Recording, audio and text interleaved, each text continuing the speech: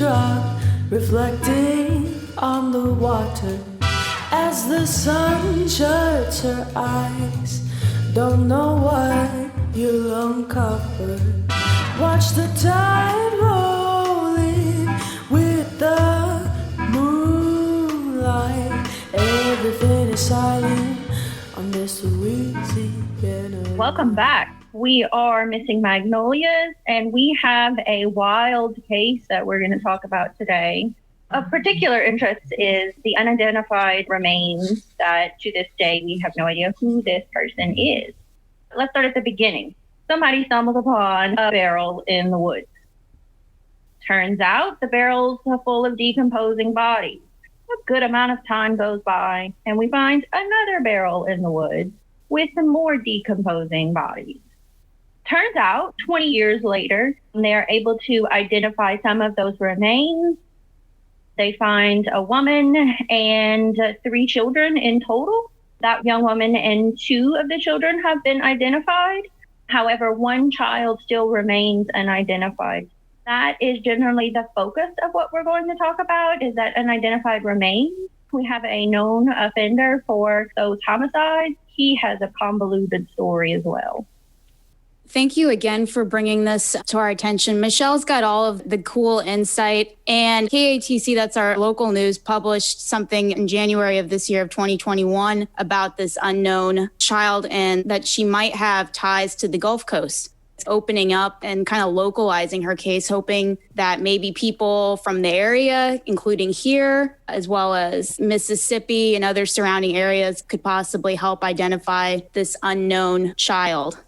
Absolutely. They're generally called the Bear Brook murders. So the individual we're talking about today is Bear Brook Park Jane Doe. She was born between 1975 and 77. She was 2 to 4 at the time of her death. She had wavy brown hair. She was a little tiny human that no one has been able to identify yet.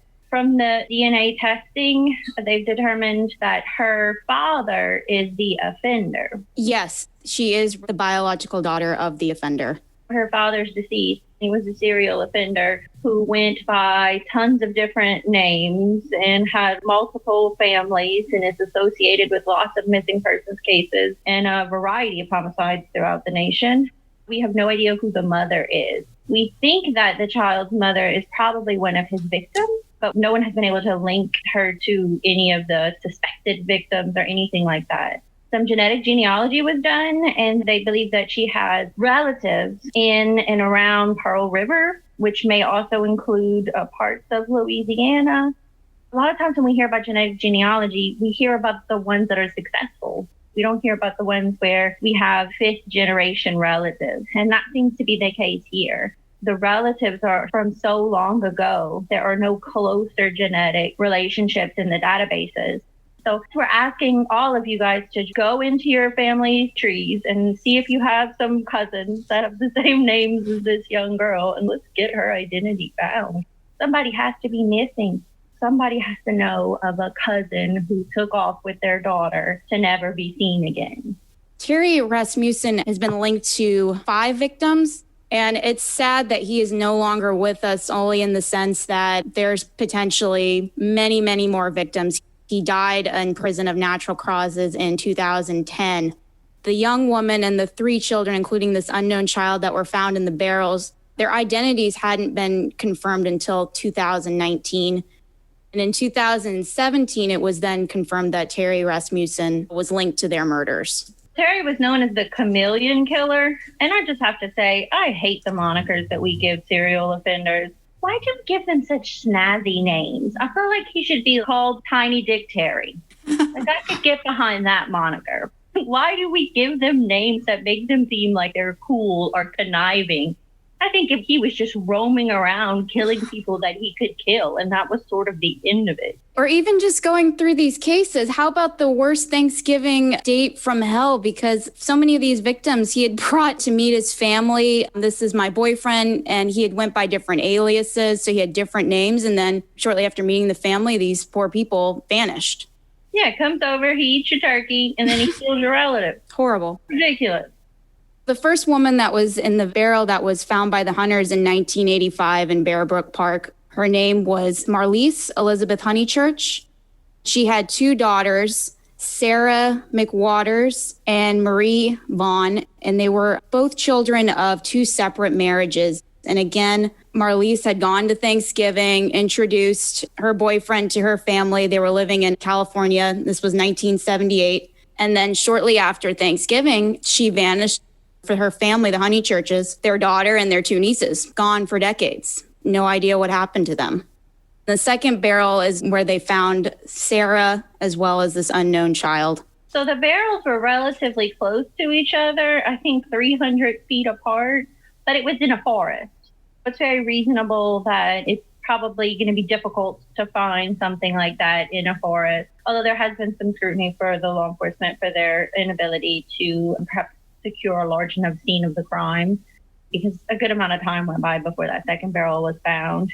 I do want to say that I thought it was pretty amazing that Allentown, the nearest community, sort of pulled funds together and paid for the burial of those remains, not knowing at all if they were community members or anything about these individuals.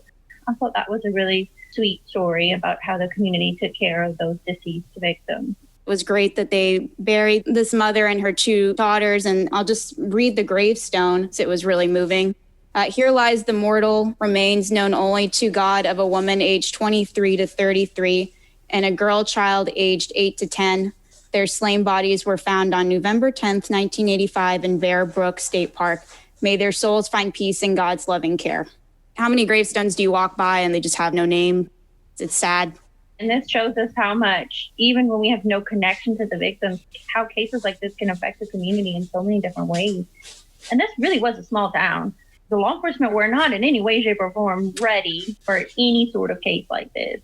That can make it much more difficult to resolve a case like that, in part because you don't have the manpower or the funds or any of the technological tools that you need to properly investigate. I think it's really impressive that they continue to push to identify everyone and to solve these cases.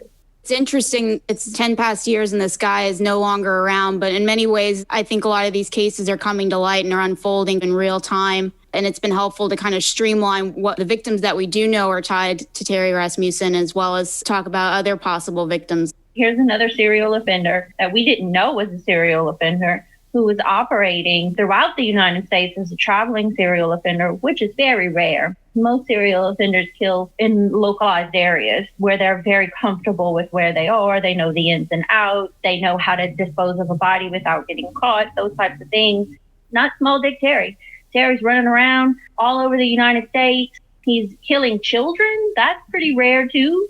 Most serial offenders predominantly kill a certain type. So they're more likely to kill women. They might kill one child, or they'll kill men. They might kill one woman. But we have Terry, who's annihilating entire families. We haven't even started talking about the people not in the barrel. We can make our way back. I would love to talk briefly about family annihilators and where Terry fits into this pattern or not. This is kind of interesting. Like you said, he was capable of killing his own children, women, victims of all ranges. That's why this unidentified remains, this young girl who is his biological daughter, is such an interesting piece of the puzzle, I think. I wonder if he used his daughter to appear as the single dad trying his best. And maybe that made women with children or women in general more comfortable to be around him. What was it about his appeal? Because, boy, when you read what those family members of these slain victims say, they have nothing positive to say about this man. He was not overly charismatic. He was not attractive.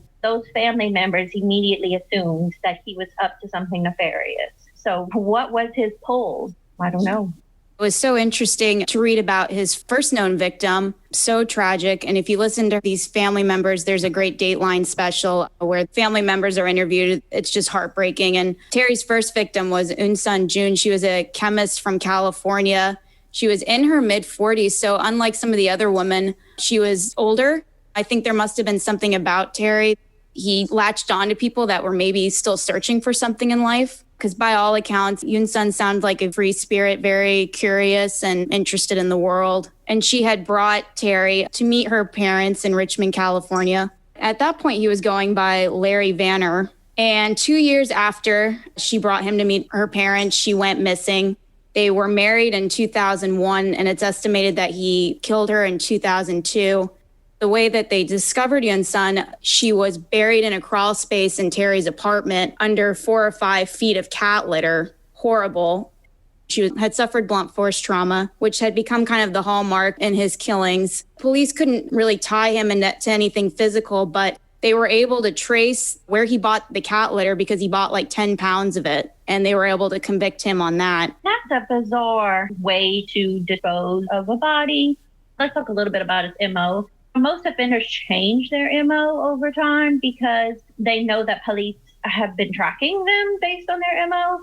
So I find it interesting that he seems to be consistent with the blunt force trauma, or he usually does some sort of physical damage to their heads or skulls. That's what happened with the women and children in the barrel. That's what happened with his first victim. And he's been linked to other cases based on that as well. That is often a rarer form of homicide. And I'm just surprised with his level of consistency in that. Perhaps he just thought he wouldn't be caught. But most people miss their family members. And I know that there was a big push in his first victim's family to find out why they weren't hearing from her for so long. The homicide that he was convicted of and went to prison for, the family were actively looking for their family member. And I believe that their push ensured that she was found, he was arrested and convicted.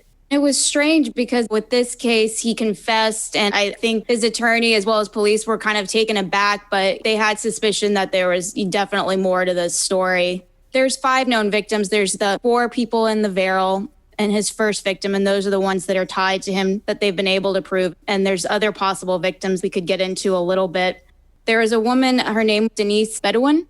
She went missing in 1981 with her 6-month-old daughter. Again, shortly after bringing her boyfriend home to meet her parents, and he was going by Robert T. Evans. Denise, his body has never been found, but Denise had a daughter. Her name was Lisa, and she was not biologically Terry's. She was abducted by Terry, and in 1986 in Scotts Valley, California at an RV park. He was then going by the name of Jordan Jensen.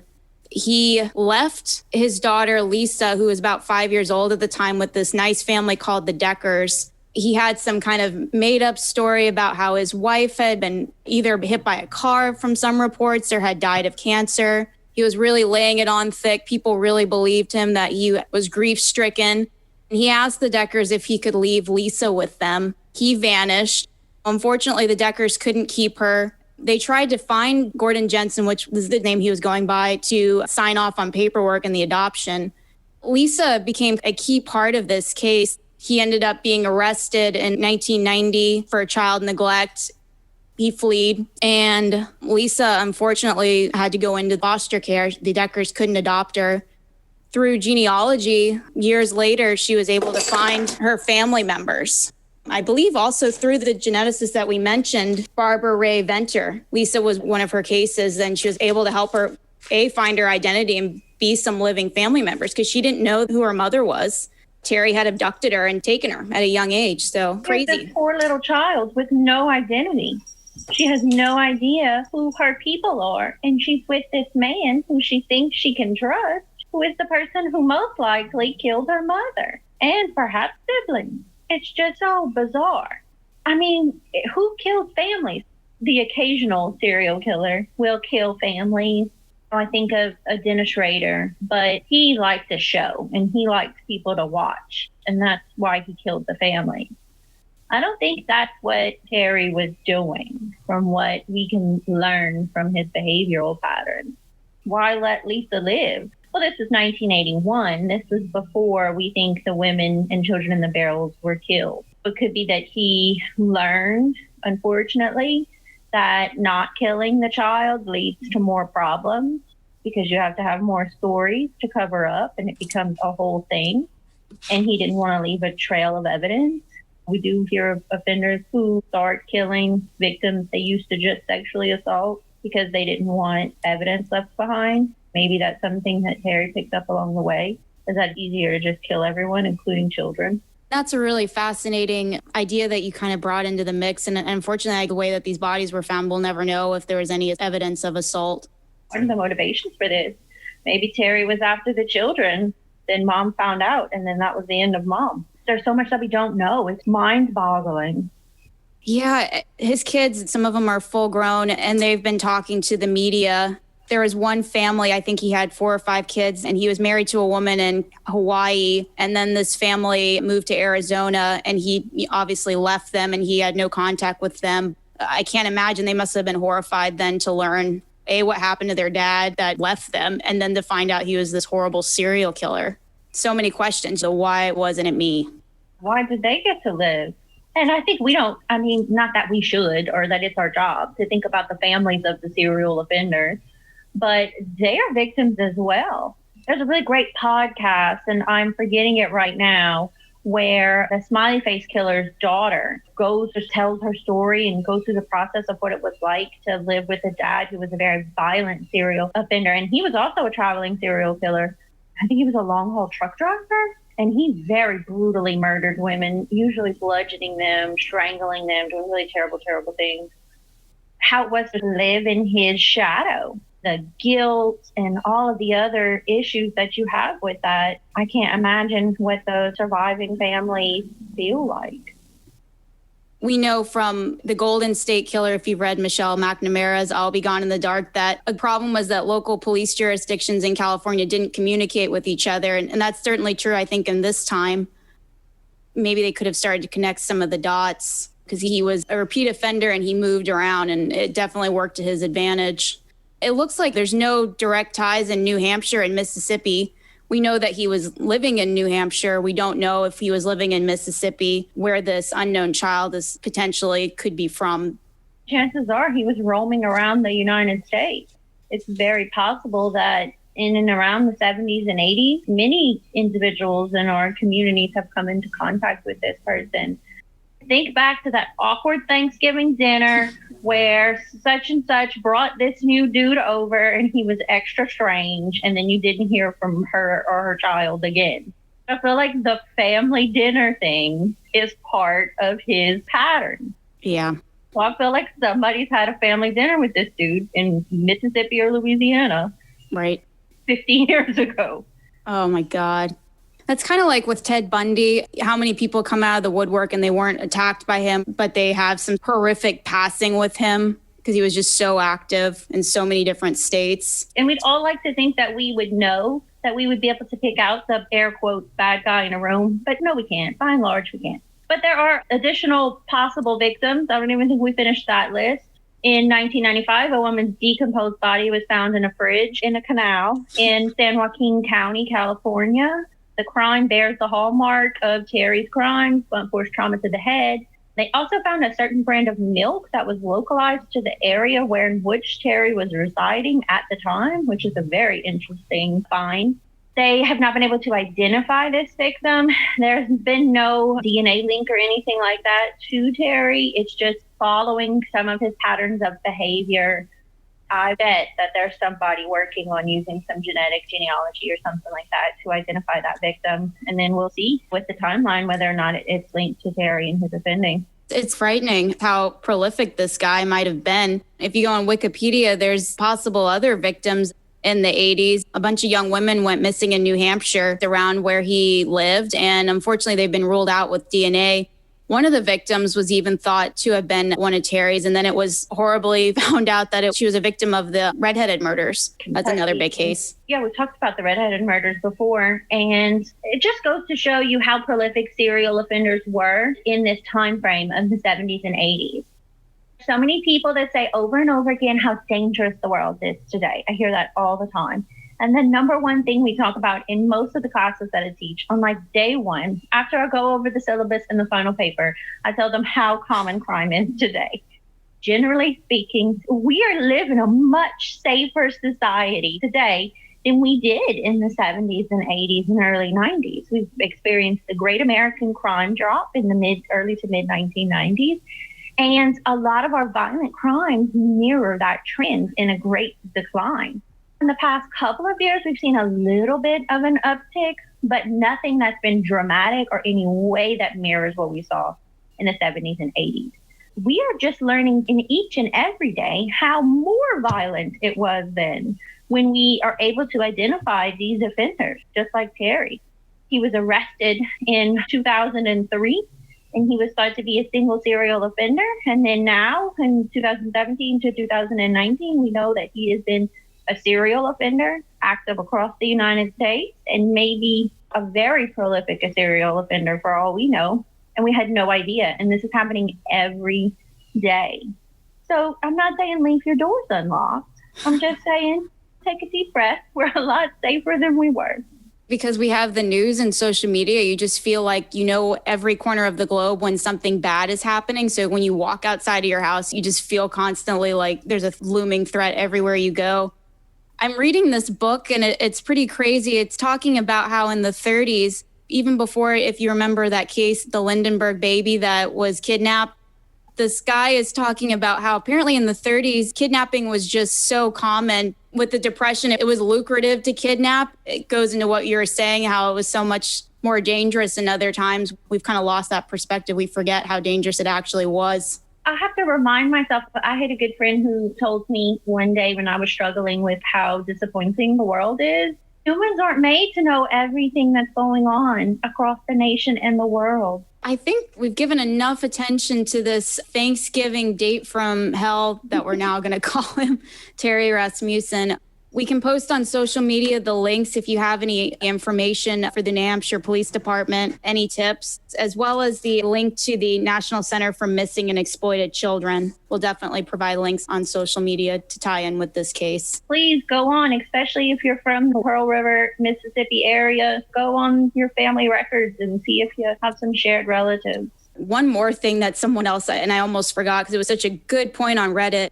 It's possible that this child, if you followed the Waco cult, with those kids, they were kind of isolated. So it's possible that, this child's mother and this child really didn't have a lot of contact with the outside world, which just makes finding her identity even harder.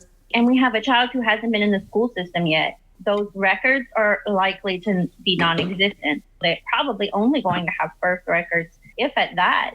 Not totally impossible for children to be born not outside of a hospital setting in that time frame. The only thing that we would have are family members who have memories or genetic links. Again, if anyone's listening and you feel comfortable, upload your DNA to GEDmatch. We saw that it became useful if you've tuned in for our other episode on Mostly Harmless Hiker. Family DNA is helping solve a lot of cases, so you can maybe help and assist. Every day, absolutely. You need to help in finding your 16th cousin who killed that person 30 years ago. It's now your responsibility. That's their new slogan for the commercial. Yes, help convict your 16th cousin. See you next time. Signing off.